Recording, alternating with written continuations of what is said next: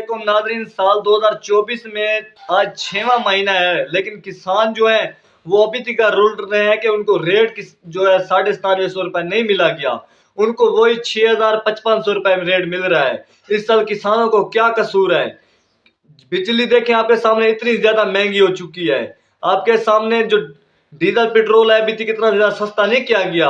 आपके सामने जो सौदे हम ले रहे हैं वो इतने, चीनी का वही रेट खड़ा हुआ है, घी का वही रेट खड़ा हुआ है, दालें का वही रेट खड़ा हुआ है। हम जो कपड़े लेते हैं, पहले भी हमें 2000 रुपये में सूट मिलता था 1500 रुपये में, अब भी वही रेट लगाया जा रहा है। तो अभी तक बाकी चीजें तो नहीं सस्ती की जाई।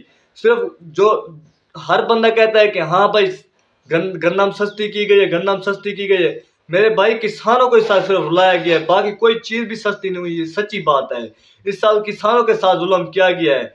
एक किसान था हमारे इलाके में, उसने 12.5 लाख रुपए का अंदाजा लगाया हुआ था कि मेरे 5 एकड़ गंदम के होंगे 12 लाख रुपए। सच्ची बात है, जब गंदम उसकी निकली थ्रेशर वगैरह से सेल, तो वही गंदम 4 लाख रुपए की हुई, 12 लाख रुपए वाली।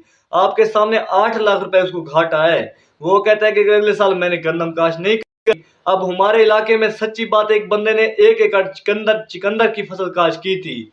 चिकंदर की फसल का सिर्फ 1 एकड़ काश किया था, उसका 1137 मन वजन आया, 1137 मन। आपके सामने 5 लाख का ही रुपए बनते हैं, क्योंकि 415 रुपए वजन फी मान का है, 415 रुपए।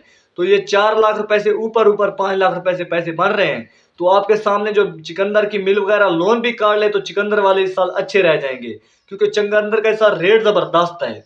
चिकंदर वाले लोग कहते हैं कि अगले साल हम, जिन लोगों ने 2 एकड़ काश किए थे वो 4 एकड़ काश करेंगे। फिर बात वही होनी है कि चिकंदर का रेट अगले साल हमें नहीं मिलना। तो मेरे भाई, कोई भी फसल करें आप, इस साल काश करें, आप सारी फसलें काश करें। ये ना करें कि कभी कोई फसल काश करें कभी कोई करें।